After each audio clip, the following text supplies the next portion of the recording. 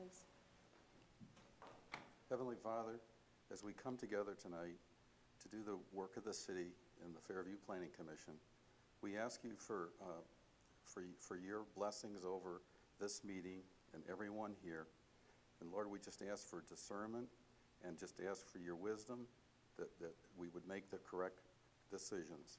We ask you to bless all the residents of the city and to help those who need the help. And we just are so happy that we'll do this in your honor. In Jesus' name, amen. Amen. I pledge allegiance to the flag of the United States of America and to the republic for which it stands, one nation, under God, indivisible, with liberty and justice for all.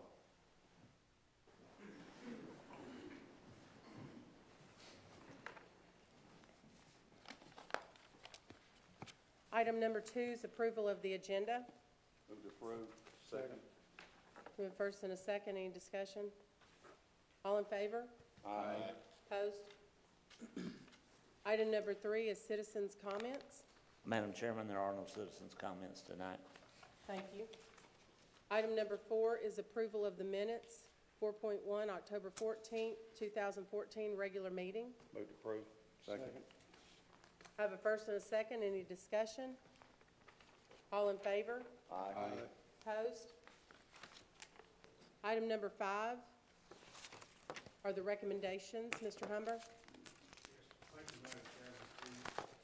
The rezoning cases listed under item 5 were the cases that were recommended by you to the Board of Commissioners.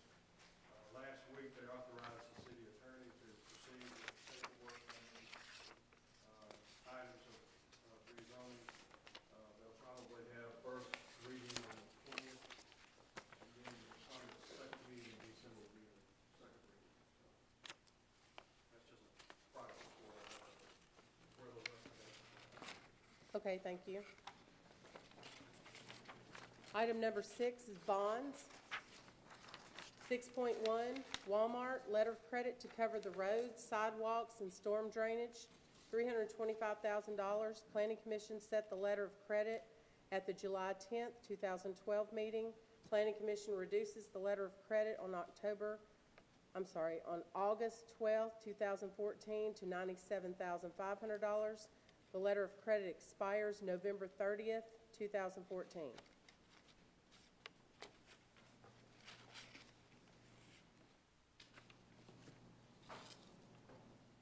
Move to expire November the 30th, if not paid. Move to call. Second. Move to call. Yeah. Move to call bond. Second. Okay, we have a first and a second. Any discussion? All in favor? Aye. Opposed? 6.2, Walmart, letter of credit to letter of credit to cover site grading, erosion control, seed and straw mulch, and site reclamation. $390,000 bond was set at the July 10th, 2012 meeting. Planning Commission reduces the letter of credit on August 12th, 2014 to $50,000. The letter of credit expires November 30th, 2014. Move to call the bond. Second. We have a first and a second. All in favor, or any discussion? I have some. Is this the one that we've given to someone else to finish the job upon a recommend? Is this not it? Okay. No, it's a spoil site. I'm just making sure that we won't. Any other discussion? All in favor? Aye. Opposed? Item number 7, old business.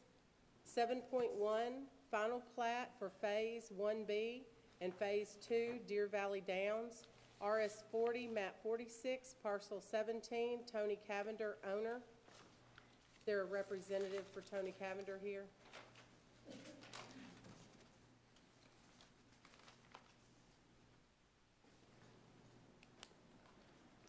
This is Chet Rhodes here with Rhodes Engineering. I'll be glad to answer any questions anybody has, but the items that were requested of us last month have been corrected and submitted as requested.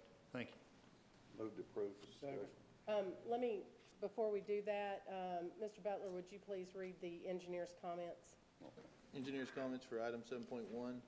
Plat appears to be in good order. If a bond amount is to be set, engineer recommends the bond amount be set at $475,500, which is 125% of the engineer's cost estimate of $350,000 as outlined in the subdivision regulations.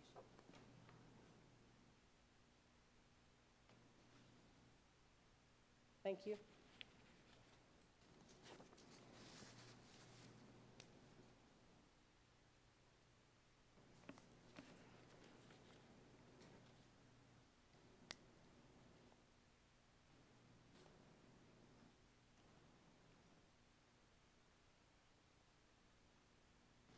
Move to approve.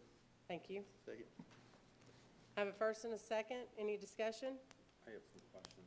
Sure. The first one I have that I'd like to address to you, the engineer, could you come back up the podium? Rhodes. Rhodes. Is it Mr. Rhodes? Yeah, I'm Chet Rhodes with Rhodes Engineering. Thank you. Yes, sir. First of all, on the open space that you are showing on here, is that going to be developed into any neighborhood park? I noticed that on here it says that the homeowners association will be maintaining that. So I guess my question is are you going to plant trees in that area? Is it just going to be grass? Are you going to plant? There are trees in the project, but they're along the main corridor of the roads coming down and things. That's to be maintained as an open grassy area for play, children to play and other things, but it's really a simple open green space. It's nothing elaborate at all.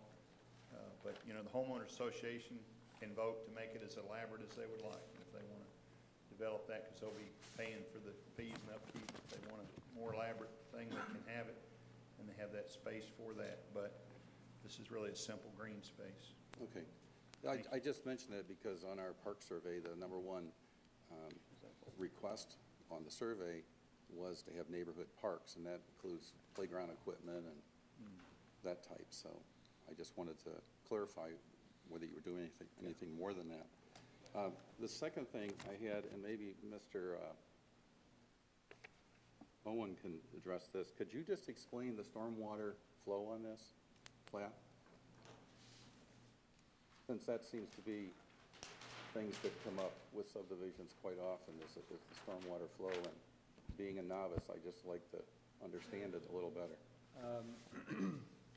In general terms, the site is currently contoured and is also proposed to be contoured such that the entire site generally flows from Crowcut Road to the south and entering into that branch that is there along the southern boundary of the proposed development. And that's the general flow pattern of current stormwater, and then that's what's going to be proposed as well. And then if you have any specific areas in mind, you know, I can address those specific areas. But there's a system, the road system has curb and gutter as required on all your city streets, with curb inlets that convey the flow to the southern end, again, where that Deer Valley Drive cul-de-sac is, and then would discharge into that branch there that's on the southern end of the property. So you have no problem with this and would recommend it the way it's? No. Okay.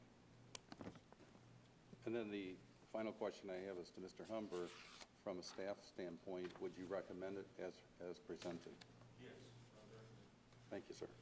That's all I have. Any other discussion?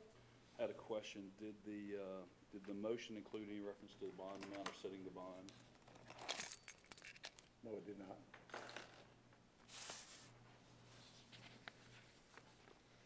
Did you want to amend the motion?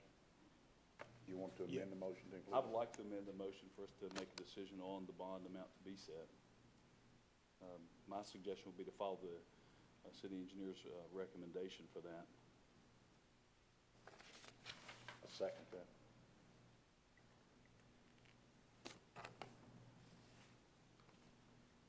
Any other discussion? Just for clarification, that was for 450,000. 437,500, 137,500, I'm sorry. which is 125% of the engineer's cost estimate. Just so we'll have it right for the record. Thank you. Okay, so we will vote on the motion as amended. Vote on the amendment first and then vote on the principal motion. Okay, so we're voting on the amendment first. All in favor? Aye. Opposed? And now the vote will be on the amended motion.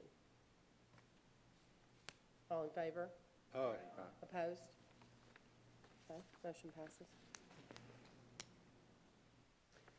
7.2, explain the independent investigation, discuss and/or take appropriate action where allowed relative to the construction of the Williamsport subdivision.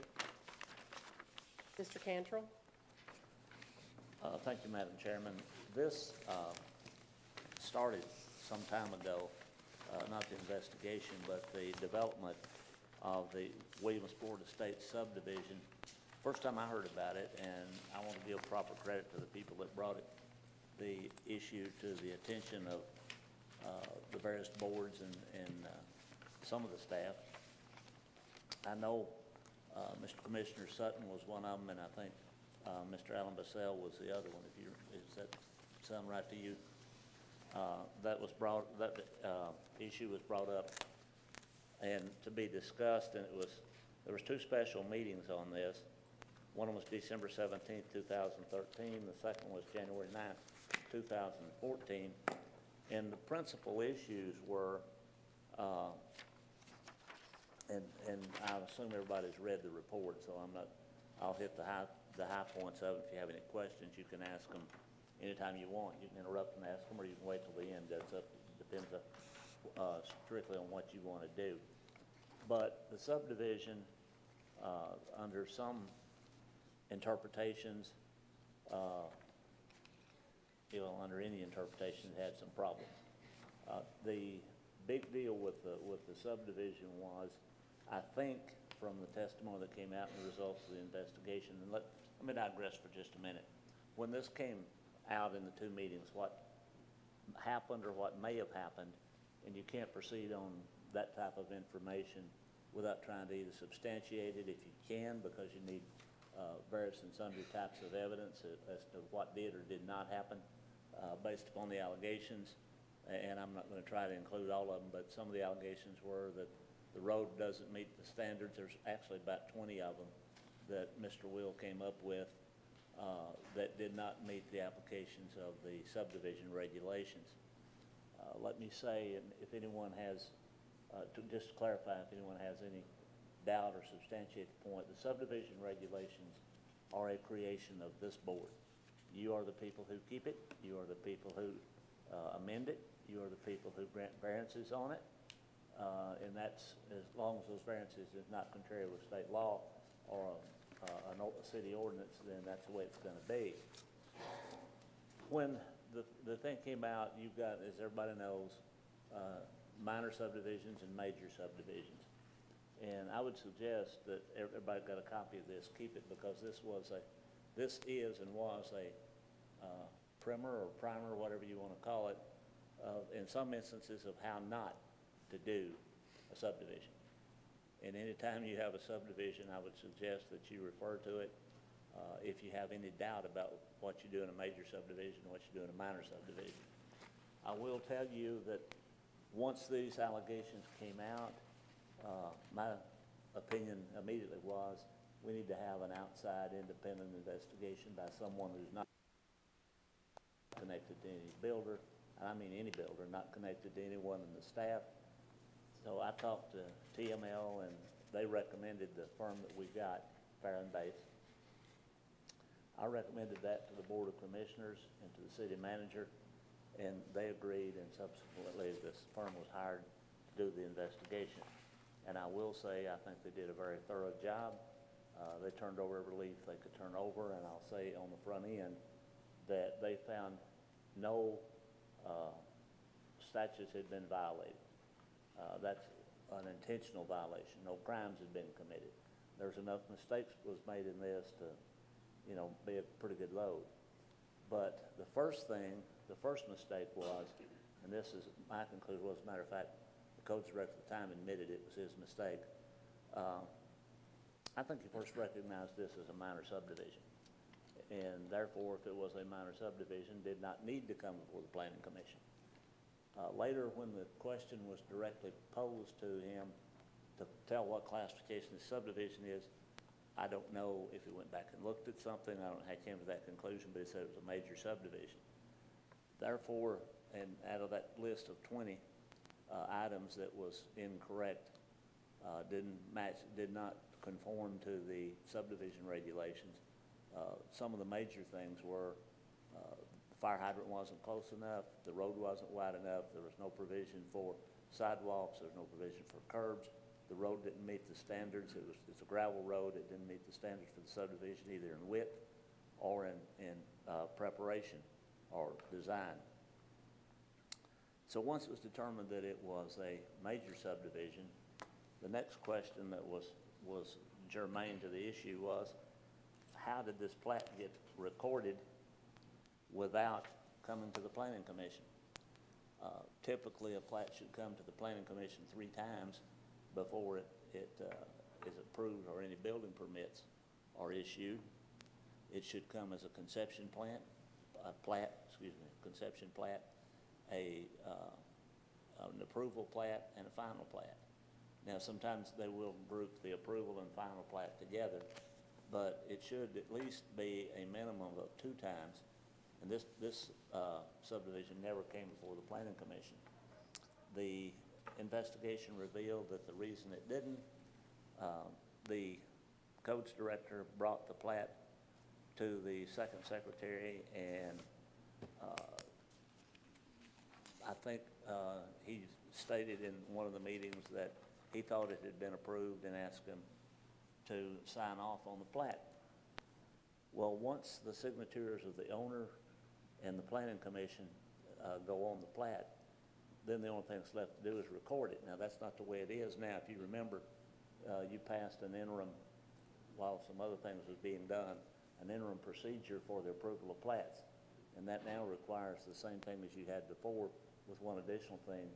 The codes director has to sign off on it before he either takes it, sends it, or sends somebody to take it to be recorded in the registrar's office of Williamson County. So this type of situation will not happen again. That's what the interim policy was designed for, was to prevent this type of thing. There was found that there was no collusion between the codes director and the second secretary. Try saying that twice or 3 times fast. Before it was recorded, he just, and like, I mean, it's probably pretty normal that I think this had been done several times before, and he had no reason to doubt that it was not true.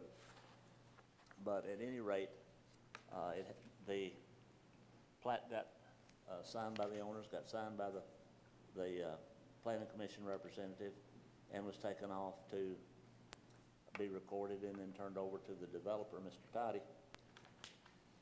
And at that time, when he got this back, he assumed that he had a valid plat, and there is no state statute or no ordinance that requires anyone to look behind a government document that is facially valid. I can look behind it, but I'm not required to, and I don't know why I would. But unless that individual has actual knowledge that something's wrong. Now, the way that you control what goes on in the development before you get a permit is, if it doesn't come to the Planning Commission, you don't get a permit. But this, yes. I have a question. Despite the fact that Mr. Toddy has built in the city of Fairview and should know the rules, you're saying that it was done the way it was done because he was told that it was a small it was Well- considered a small subdivision? That was an assumption on Or, my, I'm sorry, minor subdivision? that was an assumption on my part on the front end of it, that when he told them that he didn't have to take it before the planning commission, he had to be relying on something. And the other part, in response to a direct question, was, what type of subdivision was this? And his response was major. So if you go from being a minor to a major, there was a mistake made somewhere in the assessment of what type of subdivision it was by the then existing codes director. That's the only thing that explains it. I don't have any testimony about, did he say it was a minor subdivision other than he treated it as one. There was direct testimony as to what type of subdivision it was, and he said it was a major, but he didn't think that it had to go through the planning commission at that time because he was thinking that the road would only serve one lot. And if you don't have to extend the road and it only serves one lot, then you don't have to take it to the planning commission. That would be a minor subdivision, which is fairly unlikely to have, and Will may disagree with this, would be fairly unlikely to have a minor subdivision contained within a major subdivision. I mean, it's possible if you had roads on each side and you had the property, you had a house existing on one, and you were going to divide it and build a house on the other, and both of them were served from separate major roads, you wasn't extending anything in there, you're just using what's there. But that don't happen. Since Williamsport Lane services two houses, That's correct. it makes And- this a major And subdivision. yes, if you've got to extend, there's other reasons too. But And I you- know this for a fact, but I'm just helping to Right, clarify. but if you've got to extend a road, extend the utilities, any of that type of thing, then you're a major subdivision. But, be that as it may, no, the person that owns it, if you're dealing with the city, and it's their ordinances and it's their subdivision regs, they're presumed to know more about it than anybody else. There's two things in play on that.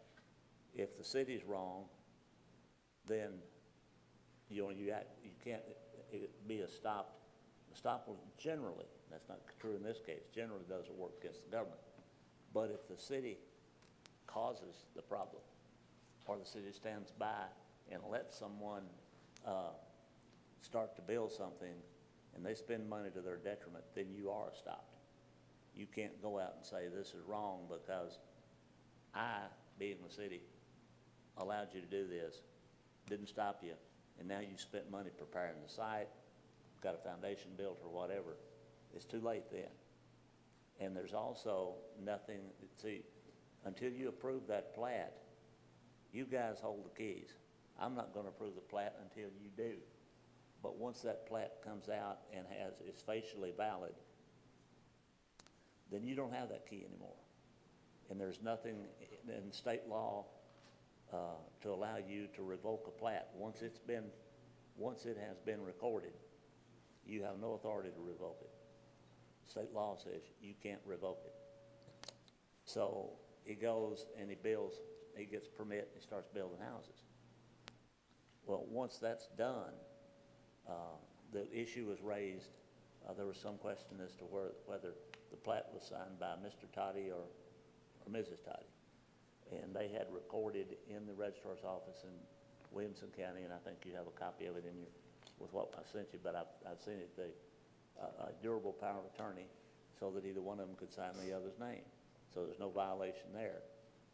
And then he goes and gets his permits and builds his houses. Now, there was never any allegation that the houses that were built did not comply with all the requirements. In other words, the houses were not built substandard or anything like this. They complied with all the requirements, and they got building permits, and they were inspected by the building inspector. The only problems lie within how the grounds, that's what I'd call the grounds, the common areas, et cetera, were designed. No provision for revoking the plat, and probably, in my opinion, they mentioned in here, and I agree with it, that probably when the plat got approved where it's facially valid, you in essence, as a commission, granted probably a variance to this thing, even though there was no formal document that said so, and that's arguable. But it wouldn't make any sense to argue something that you know going up front you're gonna lose. Because it probably by implication was granted, although I'd never say and never recommend to you to grant the variances, even though you'd have the authority to do that. I wouldn't do it for two reasons. Number one, you'd be granting variances that was never asked for. And that's a bad precedent. And number two, if it was approved, then you're right back to the same thing, that you're going into something that you know you're gonna lose. And it doesn't make any sense, because the precedents and the cases are all on the side of you created the problem, it's too late to correct it. There is a case to the effect that you cannot force the building owner in a situation like this. You can't make him bring it up to city standards, because if you're stopped from pursuing it, then you're stopped from making him bring it up to city standards. I have a question. Sure. So when former Codes and Planning Director, Mr. Lavorne, was questioned, what did he say about not recognizing that this was a major subdivision? It was his mistake, and I take full responsibility for it, not me, him. That was what his answer was. Almost, I won't say that's a quote, but it's almost a verbatim quote.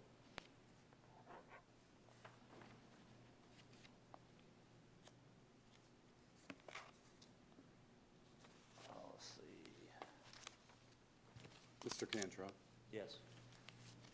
I just had a quote, as long as you were on the second secretary on that signature, when I read through that, I was disturbed on a statement that he made, and it's nothing against him, but I think it's the process or the procedure, and also the training of the individual members on this commission. He made a statement in there that when he signed the documents, he did several at one time, and the statement was that it was housekeeping. And that kind of disturbed me, that should not, that mindset should not be there. I agree with you, and that's the reason I suggested the procedure that was implemented. But it comes into the training of each person who Right. takes an office too. So that's what I was trying to point out, that training on this commission is very, very important. And that's part of what I'm trying to do tonight. So I appreciate that.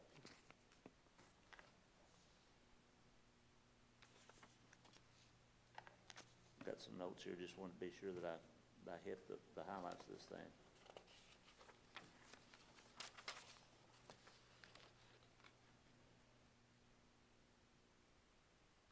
Here's this is a direct quote to the answer to Madam Chairman's question.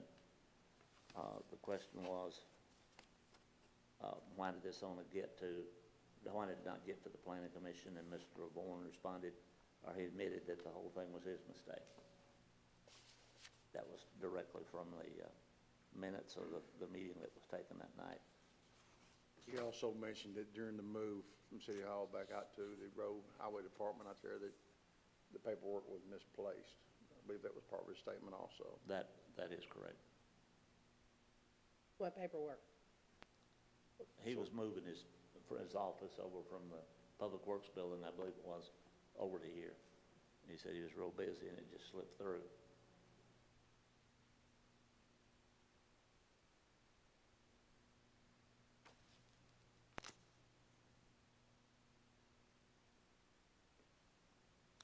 Yeah, there was another thing for that Mr. Toddy's testimony was that Mr. Vaughan told him the houses could be built on the gravel easement.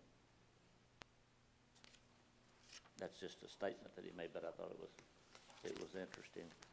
And if anyone is interested in the... So what was the response to that? If Mr. Toddy told Mr. Lavorne that could be done, what was the response? He built his houses. He didn't elaborate. So it's on not contradicted that that's not the way it's supposed to be done? No, but he relied on what he was told in his facially valid permit, and that is always going to be, if I've got a plat that's facially valid, this registrar's office is gonna record it because they have no way of knowing anybody's signature. You sign an affidavit saying that it's a valid signature, and they had a valid power of attorney, so it didn't matter which one of them signed. Were there any comments as to why the first secretary was not contacted to sign the documents? No, not to my knowledge, and there may have been something, but it wasn't provided to me. But after he had signed it, unless he... Then it doesn't matter anymore. It doesn't matter unless he had some illegal type of reason for doing it, and there was no information... No, and I'm not or saying... evidence that was provided that he did. I'm not saying there was, I just... And please be aware that I'm not accusing anybody of that, but just as an example, if I came to you and said, here's $100, sign this, then he's got a problem. You still couldn't get the plat revoked, but I would be subjecting myself to criminal charges. And again, I say I don't want this in the record.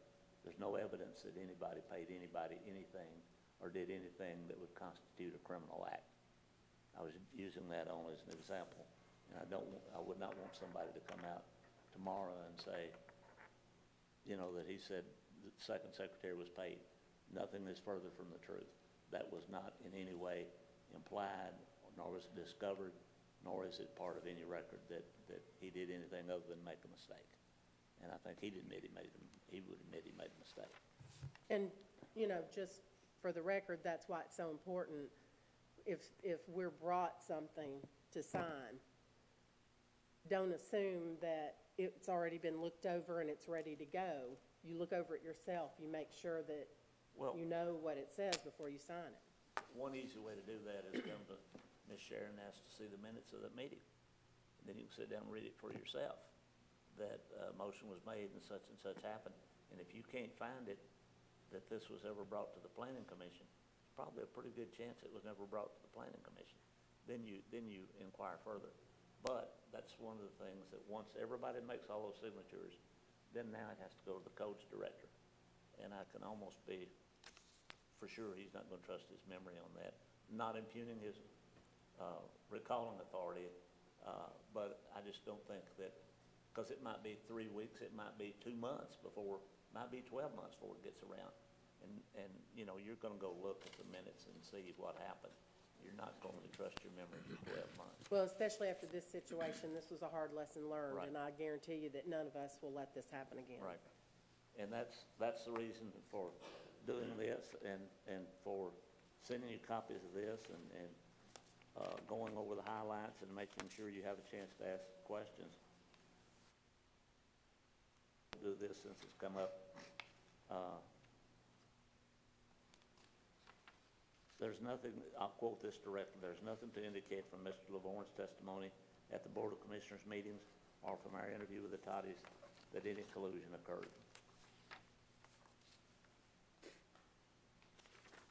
Okay, if anybody wants to read those, I don't propose to sit here and read something to you, because you can read as well as I can, but if anybody wants to see the actual list of deficiencies in the report that you have, that Mr. Will's 20 items that were deficient is included, starting on page 18 and concluding on page 20.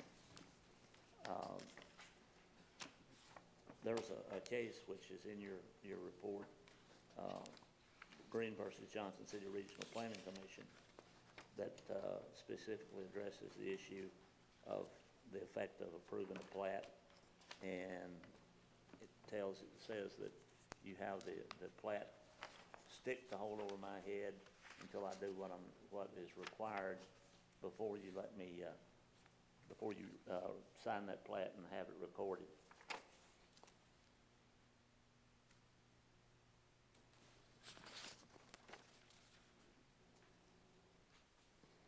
The Lake County case versus Truitt is in your report, and it deals with facially valid plats. There was an interesting issue presented of, I don't remember which commissioner at the meeting asked the question, but what was the potential that the city might have some liability for that subdivision. And that possibility is infinitesimally small. I would say doesn't exist. I did some additional research of my own specifically about that type of thing, that the city never accepted anything down there, has not accepted anything down there, and I would suggest to you that you shouldn't accept anything down there. At the end of this, I'm going to have a recommendation as to how you should treat this. I do not agree with what the investigator said, and it's the only thing I disagree with them on as to what should happen with that. That's relating to any claims from anyone down there saying, okay, city, we got a big hole in this road out here that runs from the main road into the place. We need you to fix it. That's not going to happen because the city never did accept it. The people who bought the houses cannot say they didn't know it. They saw the gravel road out there when they bought the houses. And furthermore, it's mentioned in the deeds they signed. There's a second agreement that is signed by all the people who originally bought the houses, a mutual maintenance agreement for the road. There's no way that you could ever say that you didn't know it.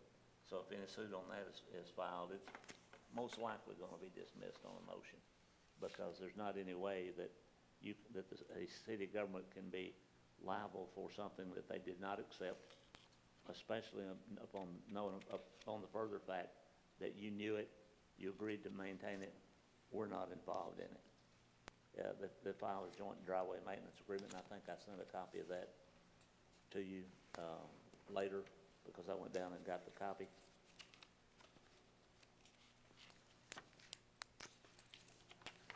And I think that's about it, other than my recommendation for take action, what you need to do. I will tell you, because I want you to know, it's been covered, but that you know what your actions could be.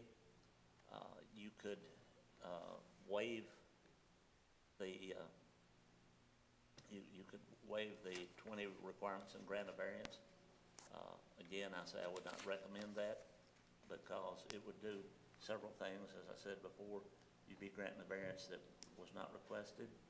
It could be construed by some people that this board favored some builder over another builder. It would set a precedence for, if I can go down here and build something and come in and say, oops, I didn't know about it, you guys accept it. The way I would suggest that you handle this is that you acknowledge that it's there, you don't grant any variance, and that after you acknowledge that it's there, obviously everybody knows it's there, that you don't grant any variance, and you'll accept the fact and treat it as if it was a prior existing non-conforming use, even though you know it's not a prior existing. But I treat it as prior existing non-conforming use. You have no duty to try to make anybody do anything with it, because you can't do that. The precedence is not on your side. You probably would be stopped from from doing any of that stuff, and they could get it thrown out or dismissed, just as the city could get it dismissed if somebody tries to force you to do anything, to repair anything in there that you normally would repair. I found another case, and I'll give you that. That's not in this report, but I want you to have that so you know you're on good grounds. It's called Stephanie Capps versus Metro Government of National and Davidson County. And the gist of it is that estoppel does not usually apply to acts of public officials or public agencies. On rare occasions, and this would be one of them, estoppel has been applied in exceptional circumstances when the public body or its representatives took affirmative action that clearly injured a private party, that took affirmative action that clearly injured a private party by allowing him to do something that caused or to his detriment. And that is not a reported case. but it's the only case that the Court of Appeals that fits this scenario, and that can be found at 2008 Westlaw 5427972. It's an opinion of the Court of Appeals, December 31st, 2008. Unless anyone has questions, what I would suggest that you do is make a motion that you're not going to grant any type of variance, and that you do have knowledge that the development is there, and that you would accept it as the same, not as it's not prior existing, but you accept it as if it were a prior existing non-conforming use. And that way you haven't approved anything. My question is,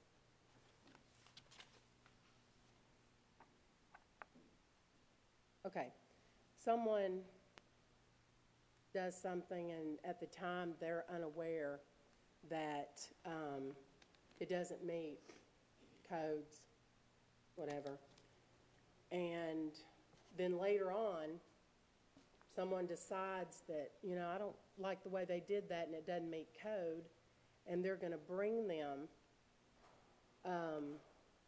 before the Planning and Zoning Commission. Mr. Humber go before the Zoning Appeals Board, and then it's voted that they have to make a change on something that they may not have known at the time that they did it wrong. So what is different about anyone else in Fairview? It's vastly different. Okay, I want to know how it's Night and different. day. The scenario that you just proposed, ignorance of the law is no excuse. Under that scenario, they never had an approved plat. They never had a building permit. They never had a codes inspection. Your subdivision regulations deals with that issue. You can actually make them take it down. Now, you're going to have to go to court to do it, but you can actually make them take it down. In this situation, So you're saying because of one signature of one person on this planning commission and the then planning and codes director, this whole thing that produced a facially valid plat, which was duly allowed to be recorded. done? He got a permit to grade, he got a permit to build the houses, they were inspected by the codes, the building inspector, totally different scenario. He don't have documents from the government that says plat's recorded. He doesn't have a building permit. He doesn't have a building recorded inspection. Totally different scenario. That one you can deal with. You'd probably have to go to Chancery Court and get a court order to make them take it down. But in this instance, the law's not on your side. And that one, your own subdivision regulations deals with that type of situation. They don't deal with this one because they can't. Can't pass an ordinance that violates state law. We don't have a supremacy clause in our Constitution like the U.S. Constitution does, but you've got it by Supreme Court action. So if someone comes to our planning and codes department and asks if they can do something, and they're told, oh yeah, you don't have to come before the planning commission, you can do that. And they just assume because they were given permission, not that our new board would do, or new office would do that. I'm just asking the question. But they're given permission to do it, and they think, oh, well, okay, I can go do that because I was given the permission. Well, you still got to get a building permit. And when that comes up in the building permit, hopefully somebody would catch it. But yes, is there any way that this could not happen again? Absolutely. But you either stop building or you institute requirements that would weed that out. See, if he hadn't gotten the building permit, when he got in there, but when he got the building permit, he had a facially valid planning commission, a plat, subdivision plat, recorded. Before you stop that. So no one else recognized that in the department that even though the plat was there and I don't know that there was a problem? I'm sorry, I don't work for the codes department. I don't know what they recognized. I can't answer that question. I don't have knowledge, and it wouldn't be fair for me to guess. But could it happen again? Certainly. But I think we put in requirements before you do this sufficient to keep that from happening.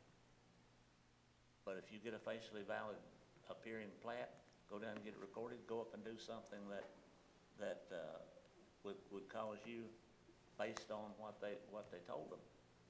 Now, if he came up here and said, I need a building permit, and said, we're not gonna give you one. You don't have a recorded plat. End of subject. But I can't tell you why or who else looked at it or why it wasn't recognized. I do not know. And that type of thing I wouldn't care to speculate on. But has the city done what it can do to ensure that that won't happen?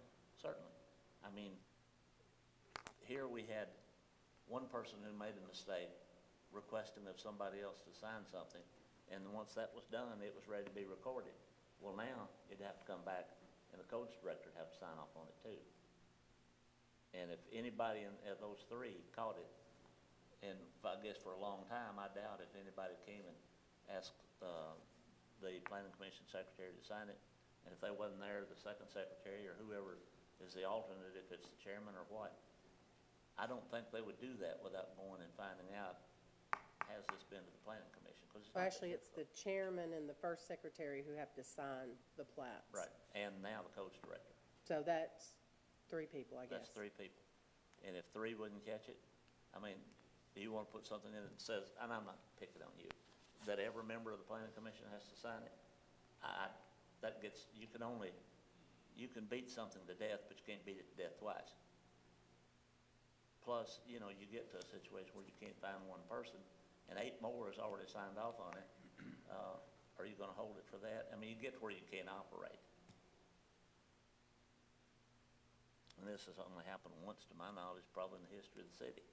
And it shouldn't have happened then, because somebody should have checked. Somebody should have checked. I know the first thing I do every morning is turn on my computer to see where I'm supposed to be that day. And I don't think I'm stupid. I just come in, and once I get a commitment, I enter it in there, so I'll be reminded to be there at some such and such time. And this is a built-in reminder. If you don't get 3 signatures on there, you don't get a recorded plat. And I understand your question, and the only thing I can say is they're light years apart. They're 2 different, totally different types of actions.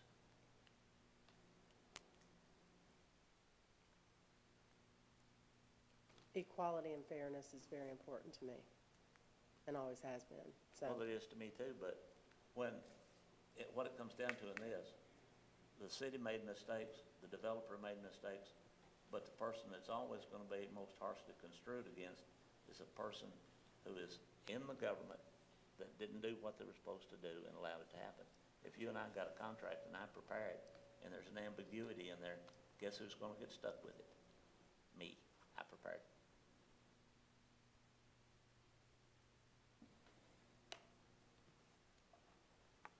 Larry, just a quick question. In reality, there's nothing for us to do in reality, am I correct? No, sir. But other than, and I'm not picking on you, other than get the suit dismissed because it clearly couldn't be winnable and probably get to pay for their attorney too. I'm not proposing that. I'm Yeah. just simply Well, saying. We're at a should we point- not vote on not Well, issuing any variances? Yes, ma'am. But we haven't been asked to issue a variance. Right, and So you never, that precludes what we're talking about here, right? well, you never get relief in a courtroom without asking for it. If I sue you for something and don't ask for anything, you're gonna be dismissed for failure to state the claim upon which relief can be granted. So we really don't need to have a motion or anything Well, I think you need to have denying it a in, variance that hasn't been asked for. right, but I think you need to have in the record that you considered it, that this board considered it, and they're not gonna grant any variances. They're not going to consider it as, well, just not grant any variances. And the part that I never remember, for some reason, that I've got a mental block against the last part of it. Non-conforming use. Yeah, that Prior existing. you're you're gonna recognize the presence of the subdivision, because it's obvious it's there. And then, the board's position is that they will treat it as if it was a prior existing non-conforming use, even though it was not. And that will preclude something in the future where somebody said, well, you heard this, you didn't take any action on it. But that's something that needs to be voted on. Yes, ma'am. Okay, that's what I was asking. You need to So have a that's something that motion. needs to be voted on. You Well, I'll need make a motion to and a vote on acknowledge the existence of Williamsport subdivision. Also, that there are no variances be granted or recognized by this group, and then we accept and treat the subdivision as a non-conforming use. Second. And Williamsport Lane is a private It is a road. private It road. is not, It's not City in owned. any way, the city, but that's in the documents. We can prove that. Those documents will be there Okay. forever. okay, we have a first and a second. Any more discussion? All in favor? Aye. Opposed? Madam Chairman, may I say one other thing? Too late. I appreciate your listening to me. I appreciate you taking the time that obviously, I'm sure all did, but obviously some did. This report was, like I said, it's a good handbook on what not to do. I won't say it's what to do, it's what not to do. But there's another piece of legislation that sometime between now and December, we can't vote on tonight, it's not on the agenda, but some legislation that the 108th session of the General Assembly passed, this board vitally needs to be aware of. And maybe we can set some time, that's up to you when you set it, in December, to spend 15 minutes, 30 minutes to go over it with the board. It would also count as, that will also count as part of your time for continuing education, for the want of a better term.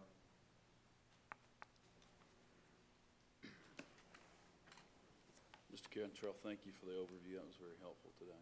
Sure. Glad to do it. And the other thing, I would not want us to be in a position, the reason I'm saying it doesn't become effective until January 1st, and you should know about it.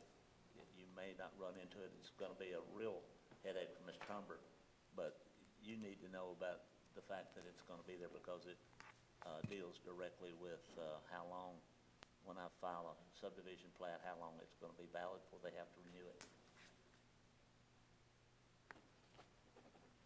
And that's all I'll say about that, because it's not on the agenda, and I don't want to get off the agenda. I just want to make you aware that, make your request to Mr. Hall or Mr. Humber about when you'd like to discuss it. We could do it before a meeting.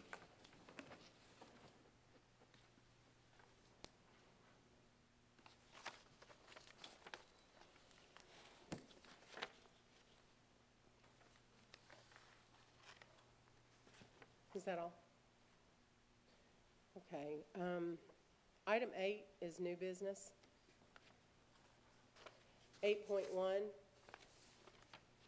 Okay, do I need to recess and then we hear the public hearing? Is that proper? Not if it's the next item on the business. You can, you can open maybe you need to recess for the planning commission meeting and then open the meeting for the public hearing, yes. And then when that's finished, it's not public hearing. Okay. So I will close the planning commission meeting so that we can open 8.1 for the public hearing. You need to recess the planning commission, because once you actually close, we're out of here. Oh, well, I'm not closing it, I'm just recessing. Okay, so the planning commission meeting will be recessed in order to open 8.1, the public hearing. In 8.1 public hearing, the purpose is to hear public opinion on the construction of islands in some streets of the city of Fairview for the planting of trees, grass, etc., such as cul-de-sacs to enhance the appearance of said streets or roadways.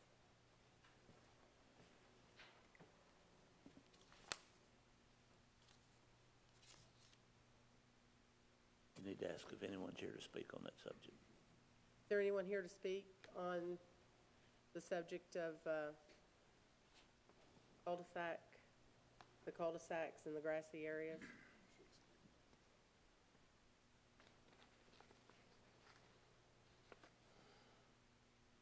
appropriate?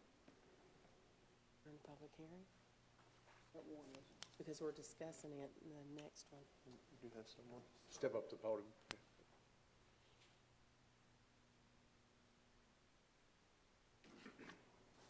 This is general, Al Rowley, this is general comments on new subdivisions and islands. Yes.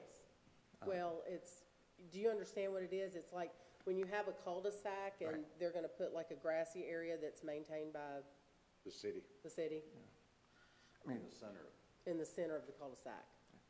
the city owns, in most subdivisions, I'm assuming that the city owns the roads and that and has to take care of them. And I would assume a little grassy island with some trees or bushes in that would be minimal cost to the city, but would enhance the beauty of the subdivision and thus, the city itself. So, that's my personal opinion. But rather than just saying, no islands even on the entrance into subdivisions, only because of the cost to the city, the cost has got to be pretty minimal compared to maintaining the roads and everything else in the city. Within that subdivision. And I think it just beautifies. The city's talking about, on a 96-100 interchange, making a landscape there, and, trees and bushes, and that's to make it more appealing to people to move in. So that's all. Thank you.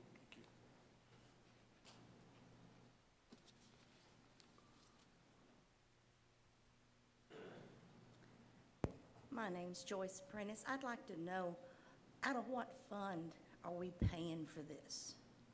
I understand we've got a cash flow problem. Is that not true?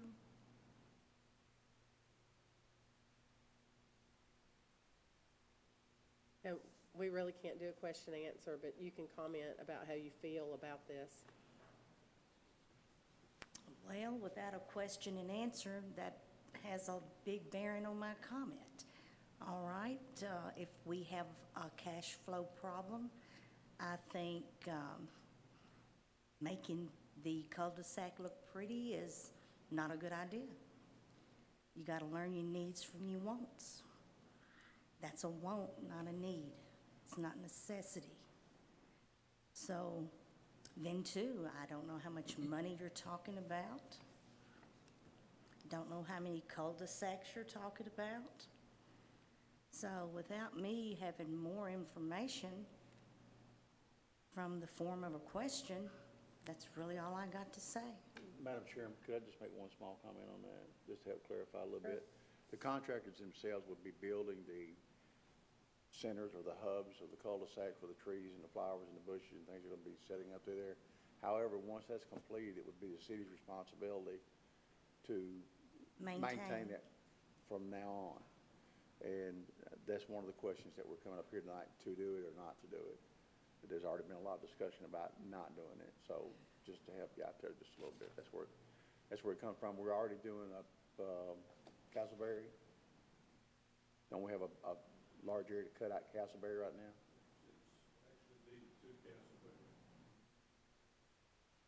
Do it, and we do a lot of grass cutting out there. If I'm not mistaken, we've replaced a fence out there, and that's just.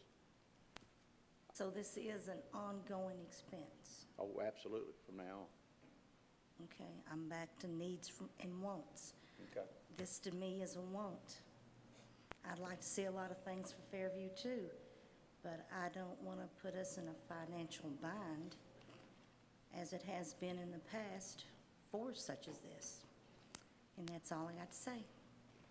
Thank you. Thank you.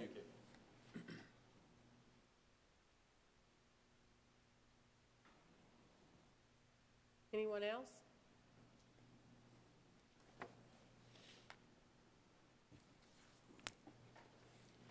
Okay, I will close the public hearing and reopen the Planning Commission meeting.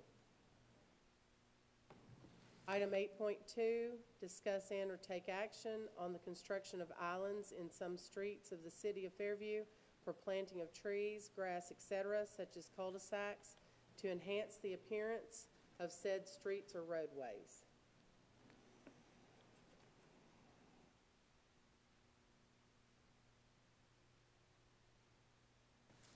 Have any of these areas been identified yet as potential candidates for these islands?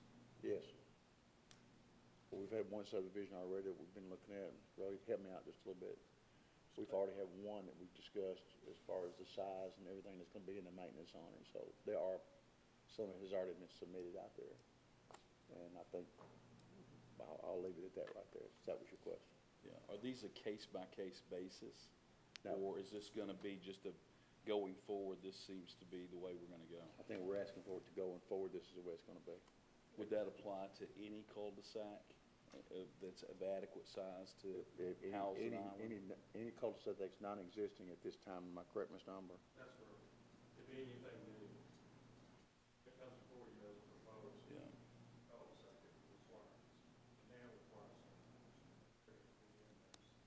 cul-de-sac that's planning. Does this affect the size of the cul-de-sacs at all? Do they have to be bigger to accommodate the islands? They don't have to be bigger to accommodate normal traffic, however, they would need to be bigger. Or emergency traffic. Yeah. I think there's a 50-foot, am I right? Is it 50-foot across?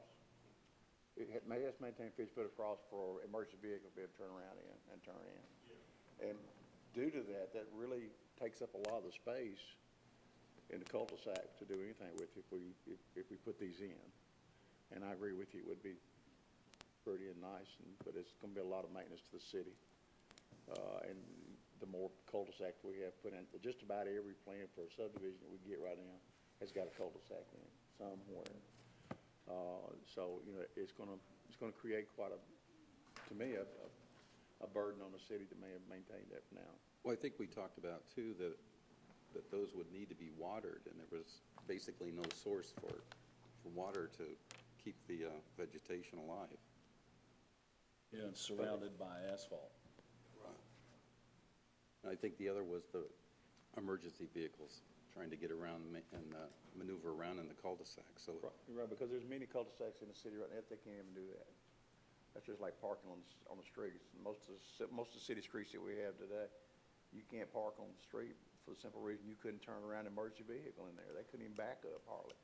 So that was part of the reasoning behind this suggestion right here, so. I think aesthetically they'd be great. I think it would really be a facelift anywhere they are.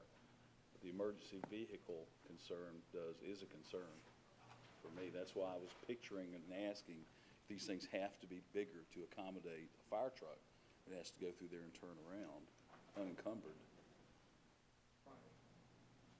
And would a developer want to spend that extra or lose that extra land to accommodate that space?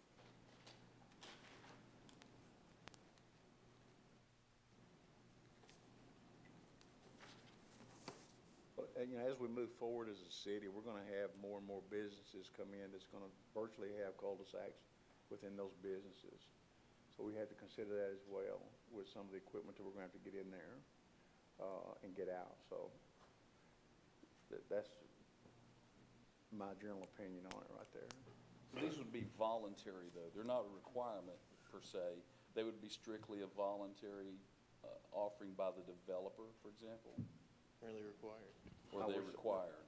The way your, excuse me, the way your current subdivision regulations are written, they are a required mandated installment for any new cul-de-sac that comes before you in a new subdivision. And that's the question. All cul-de-sacs. So any new cul-de-sac that was brought before you that did not include that, based on the current written subregs, would require a variance to be issued by this board. Okay, thank you.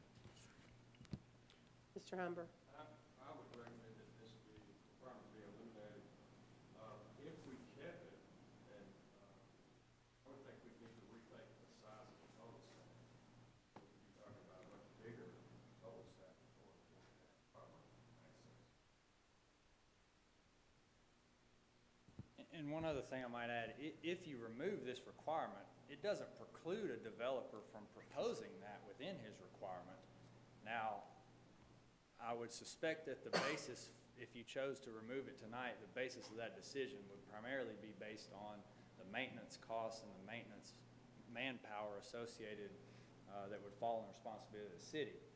So if you removed it, But if you had a developer come in and says, look, I want this really high-scale development, I want to include some landscape planter islands in my cul-de-sac, you could say, okay, you can do that, but as a part of the homeowners association's responsibilities, that center part's going to be deeded as open space or common area to the HOA, and they're going to be responsible for that maintenance.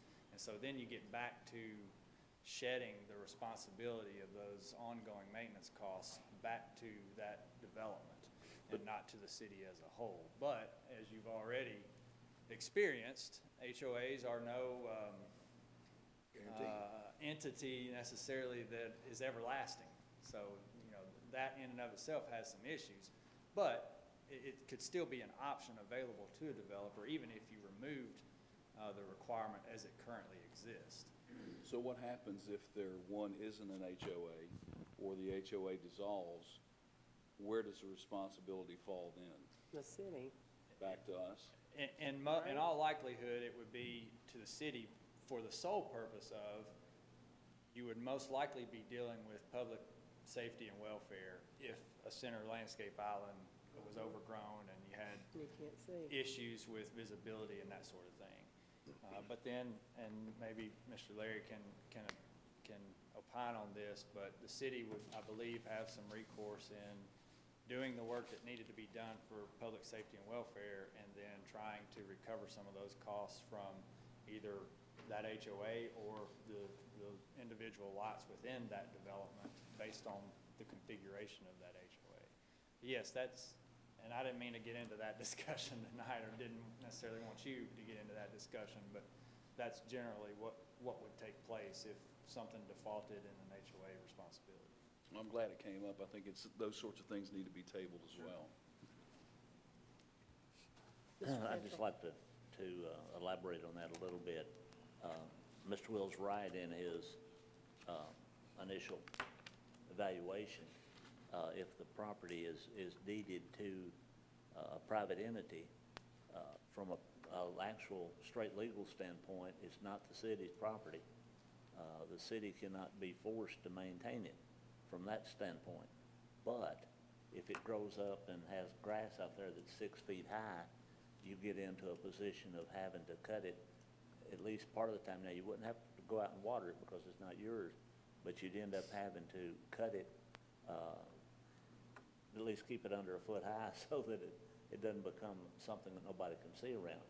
And usually cities end up taking them over and maintaining them because it makes the city look so bad.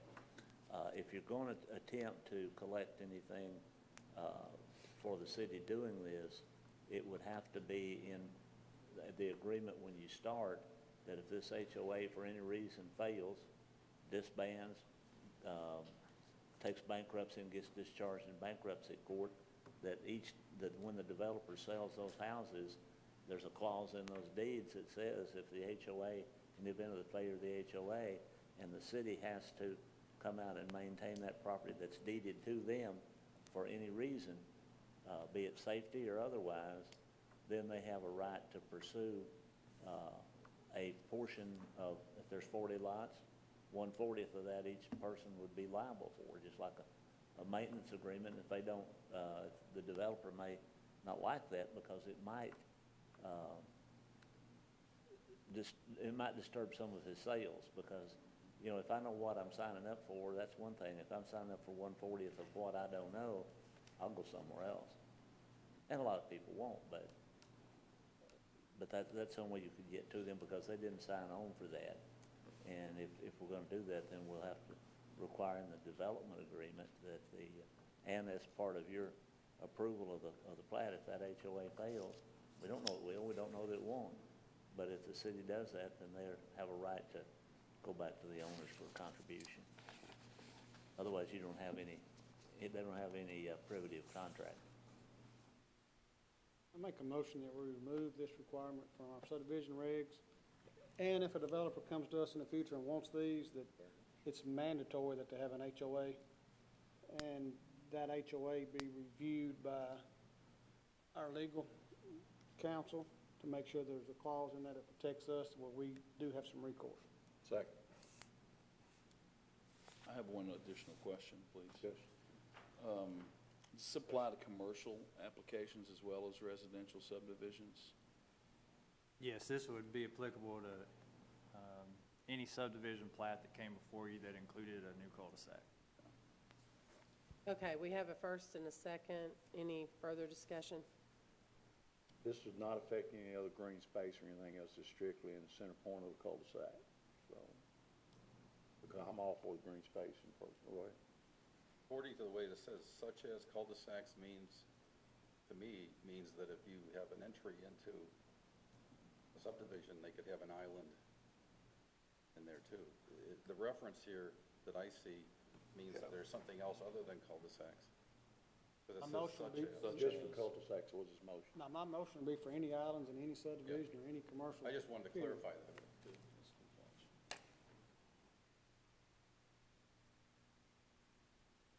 Mr. Hall?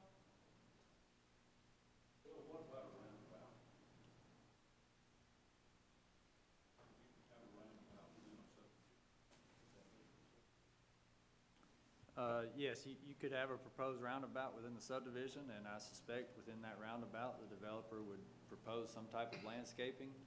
And at the time that that came before the planning commission, you know, that would be something you need to consider on if you're comfortable with that being deeded to the HOA, or, I mean, that discussion would need to take place at the time that a plat was presented to you with a roundabout with center landscaping. Is, well, who are you, Mr. Developer, who are you proposing that owns that after it's a public street, and how are they going to maintain it?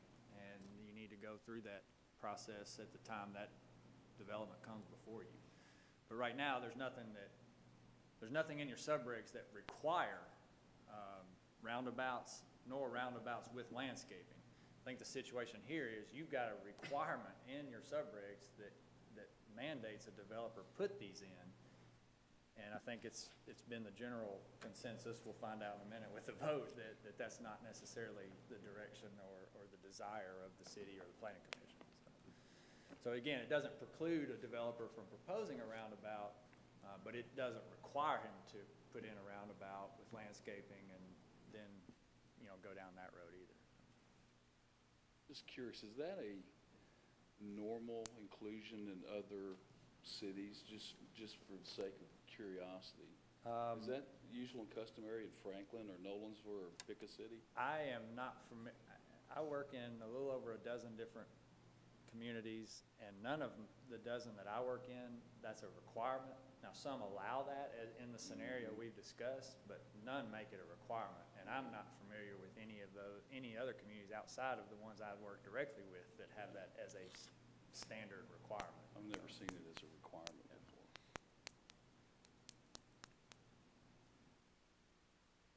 Any other discussion? And one other thing I'll note, because there may be some questions as to, well, how come we haven't seen these popping up all over the city? You have not received a new subdivision plat under these new subregs with a cul-de-sac since these have been adopted. So that's why. The prior subdivision regulations did not have this requirement.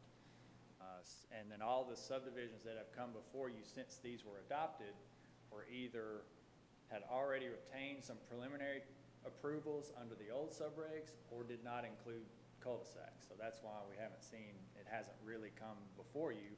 So I applaud you in being proactive and trying to address this before it is actually before you. What's the adoption date on those regs? Do you know? Don't hold me this, but I think it's 2008. I don't know the exact month.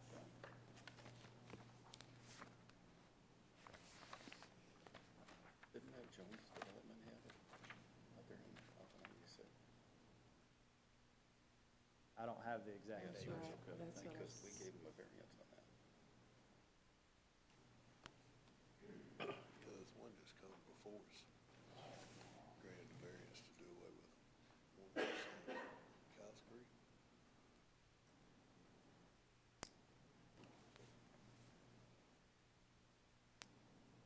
All in favor?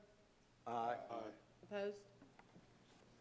8.3, final site plan for Fast Pace to build a 3,956 square foot building located at 2377 Fairview Boulevard, map 47, parcel 8.69 acres, owner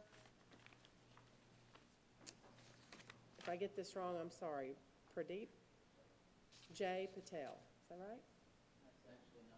More, it's FB2 Partners. FB2 TWO Partners. They're actually the developer. Okay. And they actually own the property now. Move to approve. Second. If we could, let Brandon read the engineer's comments, please. Engineering comments for item 8.3. Site plan appears to be in good order as submitted. Prior to pre-construction meeting, owner to submit written confirmation of adjacent property owner's consent to perform minor grading activities on adjacent site.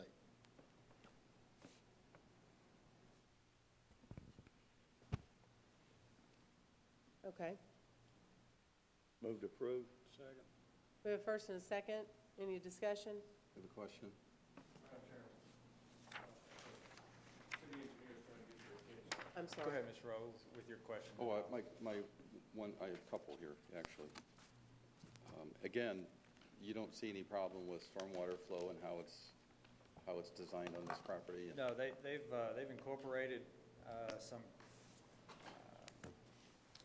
very good BMPs, were commonly called BMPs, best management practices for bioretention of the stormwater, which would accommodate your underground storage requirements. And so I think it's a good application, both to meet your requirements, but also to be a little bit of a advancement in the minimum. So, yeah. Okay, thank you. And the other question I had is, I guess to Mr. Humber, was there any concern over emergency vehicles getting in and out? Because there's a... That was addressed, yes. Okay. That was addressed in the fire department looked at their plan and did it on site with EMS. But that's very important. Right. Emergency vehicle service. So basically, staff would recommend approval as it's been presented. Yes, and, Bill, should we have a bond for the stormwater? Yeah, the only other two things I'd mention is your approval should be contingent upon the landscape plan being approved by the tree board. That's pretty standard process. And then also, if you choose to, I'm prepared to recommend a bond amount of $6,000. And again, I'll remind you that a private site bond is purely for the purpose of stabilizing private developer abandon it at any point along the way. It is not for the purposes of constructing the site as shown on the site plan. The town and the city has no desire to complete that construction on a private site. Your only responsibility and obligation is to make sure that that site is stabilized from an erosion standpoint, from a stormwater standpoint, if that developer abandoned the site at any point during construction. And on the flip side, the bond amounts for subdivisions, as you said earlier tonight, for the Deer Valley subdivision, that bond amount is for the entire installation of the infrastructure. And the reason is, after you've approved that plat, and that plat is recorded, as you've come to understand, once that plat's recorded, those lots are legal lots that can be sold to anybody that wants to buy it. And so when you have signed that plat, part of what that plat says in that certification block that you sign is that either the public improvements that are shown on this plat have either been installed or a bond or surety has been posted in an amount equal to the installation, cover the installation cost. And what that does is that protects potential property buyers. If I, as a new citizen moving into Fairview, want to buy a lot in a new subdivision, and I buy that lot, I want to have some guarantees that the public infrastructure, the water, the road, the drainage of the road, the sewer, that all of that, that there's a guarantee that that's going to be in place when I build my house. And so that's why the bonds for subdivisions are for the installation cost of the whole public infrastructure. but the bonds for private sites are just for the stabilization of that site. Does that make sense? Is everybody following me there? So if you have any questions on bonds, we can go through that. That's, again, a whole nother topic, but I figured while we're here and discussing it, it never hurts to refresh our memories on what the difference is. So, but $6,000 would be my recommendation. That's the same amount as the nearby Taco Bell site, and they're very similar in grading activities and very similar in size. You did also suggest the landscaping review by the tree board, correct? Correct.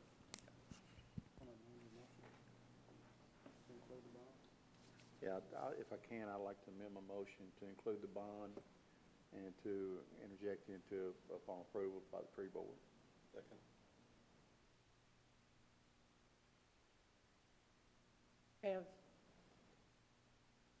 So do I need to get a vote on the first and the second then, on the amended? You'll need to get a first and second on the amended, and then take a vote on the amended, and then take a vote on the original motion after it's amended. Okay. I have a first and second on the amended, so we're going to take a vote on the first.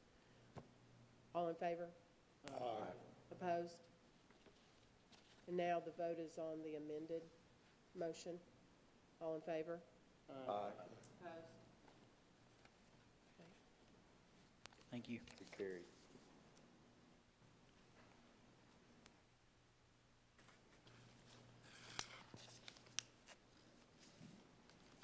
Okay, 8.4, discuss or take action on setting the bond amount for Premier Development Partners, LLC, map 42, parcel 174 and 175, 5.34 acres, owners Premier Development Partners, LLC. Madam Chairman, I spoke with the contractor today, and they said they would not be able to have a representative here, but I see no reason why we couldn't go ahead with just setting the bond. According to I agree. the city engineer's recommendation. They have to be here. They have to be here. You'll have to defer it because we've got an ordinance that says if you have an action to be taken before any board or any It's original action in there. tribunal of the city, you must be there. That doesn't apply if, I'll give you an example, it does not apply if the action is between the board and a member of the staff. Best example I can give you is the one that we frequently see when you're getting a rezoning change. They file their rezoning petition in the first meeting after this board acts on it, the Board of Commissioners acts on it. Their action at that time is solely to approve or disapprove the preparation of the documents by me. So that action is strictly between the board and myself, and they're not required to be there. But if it's any action relating to the person that appears, they will have to have a representative here, so you need to defer. You have a motion to defer. Make a motion to defer setting of the bond on item 8.4. Second. Have a first and a second. Any discussion? I have a question. Can you explain, I'm not familiar with this property. How was it going to be developed? What? There's not a development plan in this time. It's, but this, you previously approved grading plan for this property, which is right here. Okay, for the craters. Over here. But this is just a second line. Okay. It's been approved what they're proposed to do. Yeah, I don't think people in the room knew what it was, so. It's next door, right next door here. The lumps. The moon craters. And I'm glad, I'm glad that they're going to take some action against it, for it, and help clean it up, make it look a lot nicer.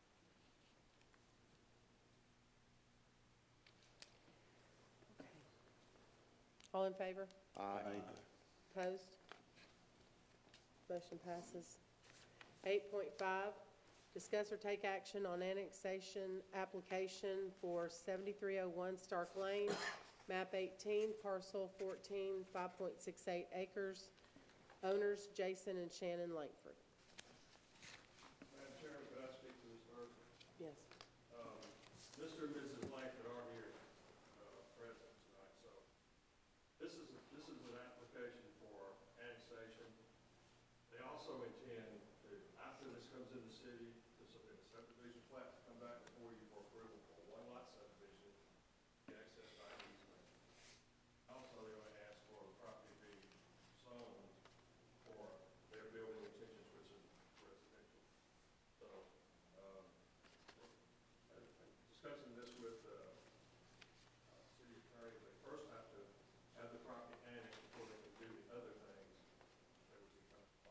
does meet the requirements of being contiguous to the existing city, and this is under the,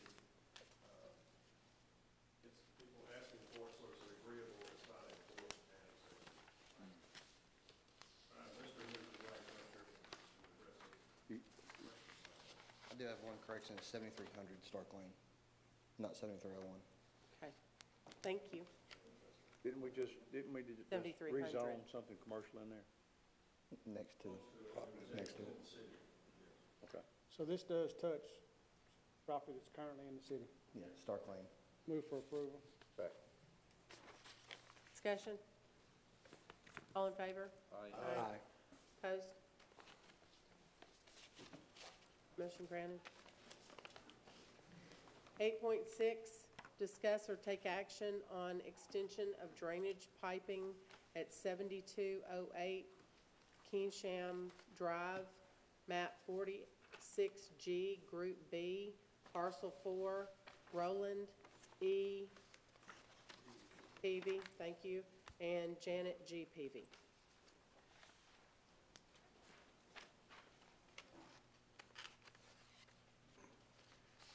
My name is James Hudson. I'm the engineer on the project. There is drainage between two lots here, Mr. Taylor and Mr. Peavy. They have sort of an untenable situation there in that on up the drainage system, there is a spring that water runs out of the entire year. They are unable to mow the bottom of the ditch. They have had to rip-rap it, and the only way they can keep it maintained is to use a weed eater to cut the grass. And in addition, there are mosquitoes breeding in it, and frogs and snakes and all that. What they're asking for is to add 100 feet to the existing 30-inch pipe and move the existing head wall that is at the building setback line up 100 feet so that they can maintain that situation and not have to do so much work in keeping their yards looking nice, because there will be fill placed in the deep swale that is there.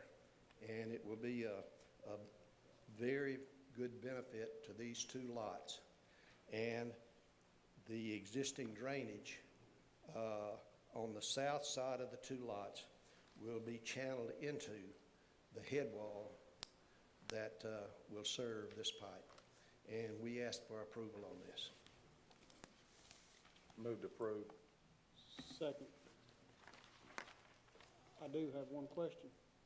This storm, this is actually, the head wall and the drainage pipe that's there is actually considered, is that city property? No.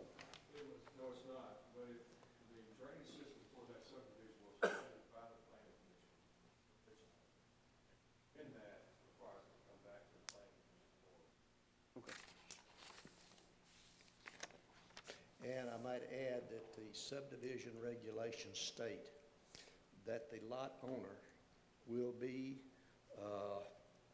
will have to maintain the drainage on their lot. And the big problem here is they're maintaining drainage for lots up above that has a continuous flow of water. I don't want to interfere with what you're doing, but the city engineer hasn't looked at it, hasn't been asked to look at it. I think he should take a look at it before we start considering that we're going to approve or disapprove. Because if it was brought back in here, I mean, if it was brought in here originally and approved by this board, the board should take a look at it. If it's private property, the city cannot spend any money on it or put any work on it because it violates the Constitution and a couple of state statutes. But before that they do anything, I think city engineer should have a chance to look at it. And I know that's delaying the project, but I would feel great concern about board acting on something relating to water calculations, I'm sure, that were made at the time it was brought in here, and the city taking a look at something that the city engineer hasn't, this vital that he hasn't looked at it. I'm not stating one way or the other because, I'm not a hydraulic person. Well, couldn't it be amended to the point to where it be approved upon the recommendation and approval of the city engineer? You could do that and make it contingent, but I wouldn't want them to go out there and spend a lot of time on it before the city engineer takes a look at it. That's a good idea. You could approve it contingent upon a favorable report from the city engineer, with the understanding that the city is not going to spend any money on private property. Well, this is private property, and the city has stated that they will not contribute or contribute anything to the repair of this drainage situation. Well, they can't because, like I said, it violates state constitution. And we need to get this done as soon as possible, because to do this work, we have to have a span of about 3 or 4 days that we don't have rain that will run down through this ditch, because we have to do some grading, we have to get the pipe in, and we have to do this prior to a big rain. Otherwise, our pipe that we've moved could float out on us.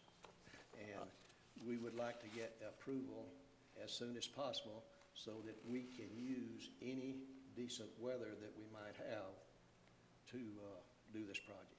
I have no problem with you approving it on the basis of contingent upon a favorable report from the city engineer, but I just wouldn't feel good about us approving it without having his report. I'll amend the motion to include verification authorization from the city engineer on the site plan, on the site that we're talking about. Second. What length of time could we expect his approval? I'm assuming you have invert elevations for the 3 proposed structures? We have a percent slope on the pipe, a minimum of 2%. We don't have an invert elevation on the top because we don't know exactly what that is, because we have drainage coming from lots up above, and the 20-foot drainage easement on the south that is 10 foot for each of the lots. There's been a fence built by the lots that are on the south, so we can't have any access to the back of their lot. But with a minimum of 2% slope, that should carry any water that comes through there, because the 2 homeowners have stated that they have not seen the water in that ditch any higher than half the height of the pipe. And as far as drainage calculations, the drainage calculations will not change at all from the original subdivision, because there's no additional area added to it. Yeah, I don't disagree with that. I would like to see proposed contouring and invert elevations to make sure we are actually draining what needs to be drained. That would be my biggest concern. The motion states is upon your approval, it can move forward. But having said that, if I can get that information on this plan, I mean, we can get it reviewed in 24 hours. Okay. And if you will notice, we have a couple of area drains going into the pipe, because we didn't want to run any surface water that comes off the 2 adjacent lots all the way down to the street, because there are electric transformers and water valves and a number of other things down there that we didn't want to have to build in a swale there.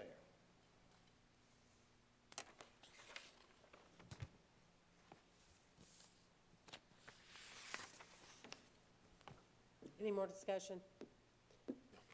Okay, the vote will be on the motion that was before the amendment, the first motion.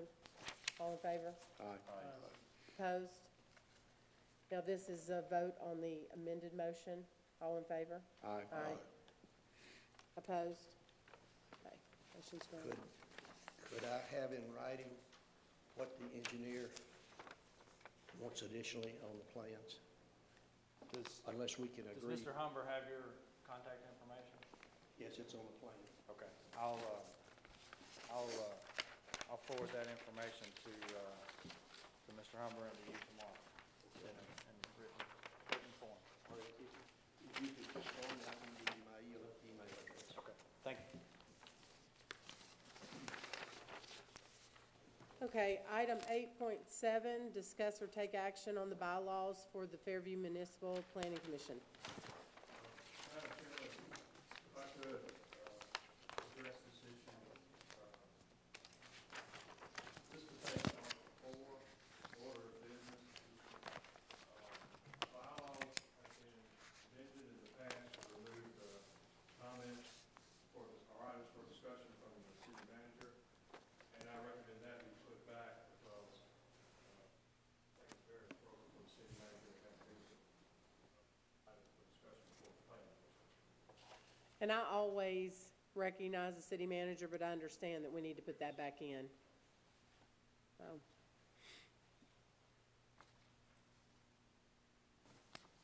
Do I have a motion? I so move. Second. Have a first and a second. Any discussion? All in favor? Aye. Aye. Opposed? Motion's granted.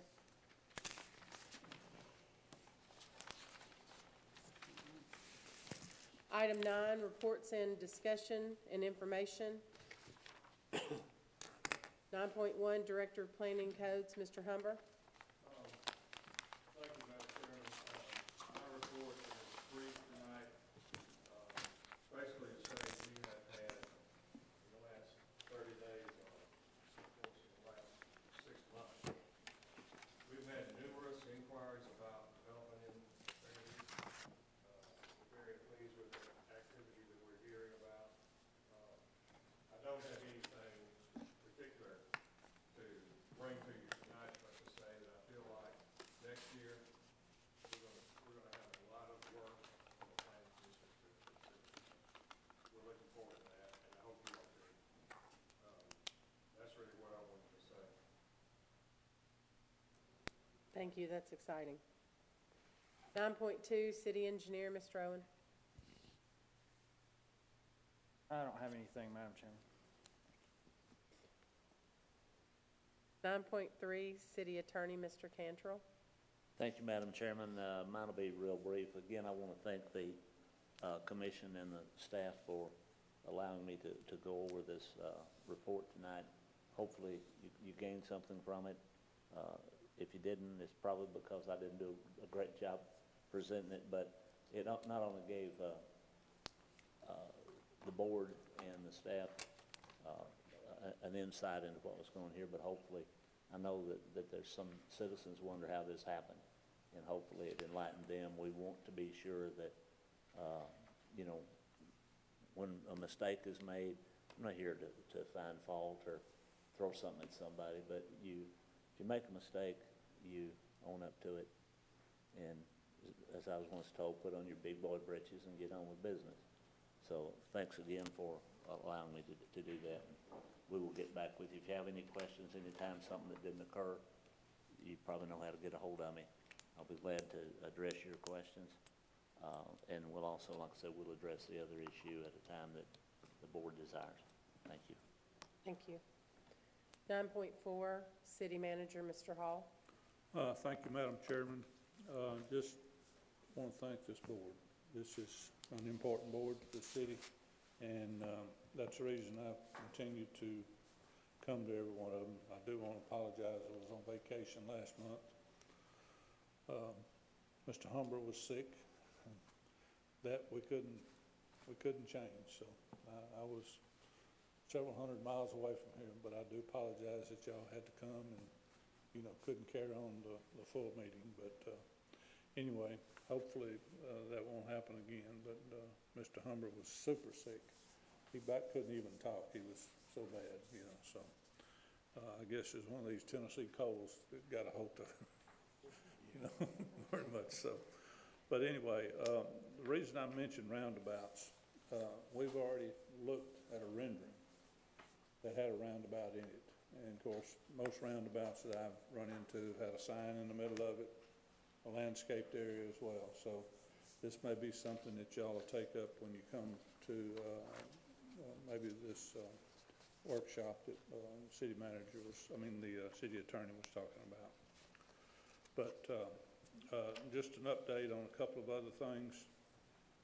The loop at the red light at Walmart has been repaired. And I think y'all all possibly noticed, this is the first time in many years that I've come up through here and all the lights are working around all the parking lots, up through from City Center Way. I don't think it was one out tonight, so that has been one of the ongoing things, and the Public Works boys have done a great job the last few days of getting those going. So anyway, I want to thank this board because, like I said, this is one of the boards that I started at, and I just appreciate being part of it. Thank you. Thank you.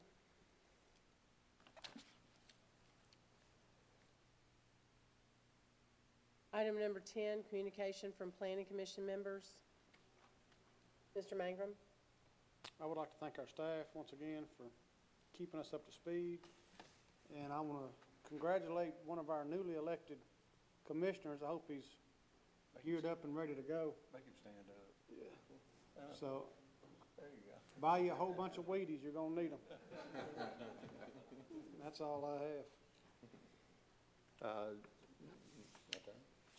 I too like to congratulate Mr. Crutcher and just the idea of coming out tonight, trying to get your feet wet just a little bit on what's going on here is going to be important for you. You're not going to learn it overnight, I promise you. It took me quite a while during my first term to get used to everything and the way it works. The second thing I want to say is to all of our veterans, men and women, all the armed forces, is thank you. And thank you to their families for giving your time away from them to us. It is tomorrow. Continually try to thank them when you see them. A lot of them have died for the freedoms that we have. Shannon just went through one of those freedoms, being allowed to vote and pick our representation. So without that, it wouldn't happen. So just think about it and say a prayer for the ones that are there and their families now. Thank you. Mr. Butler? Happy Veterans Day tomorrow. And then also I was going to ask about, could we schedule a meeting prior to our next December meeting for that plat renewal for Mr. Cantrell? Could we try and schedule it now? What? Schedule that plat renewal meeting prior to our December meeting? The workshop for Mr. Cantrell? 6:30. Would 6:30 work for everybody?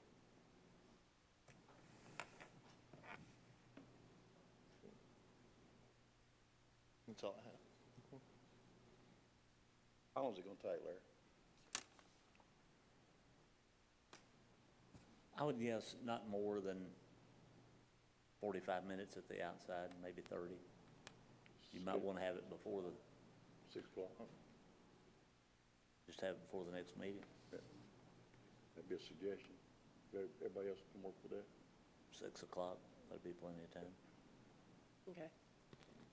You don't have to have a vote on that. You just, Okay, so we'll meet at 6 p.m. before the next meeting, okay? All right.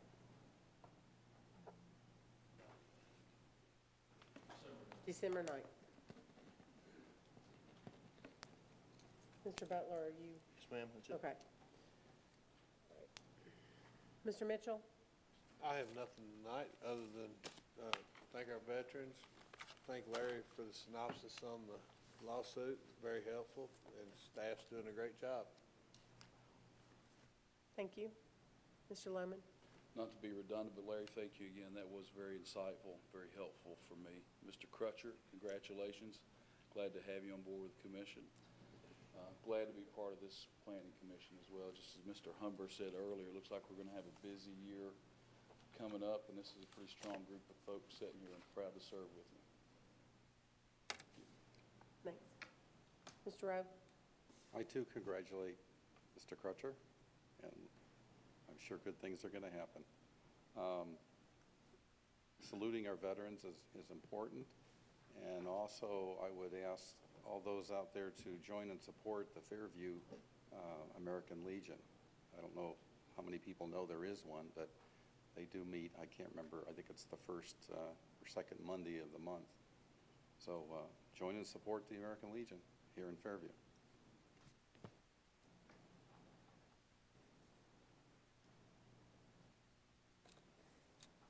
Mr. Crutcher, congratulations.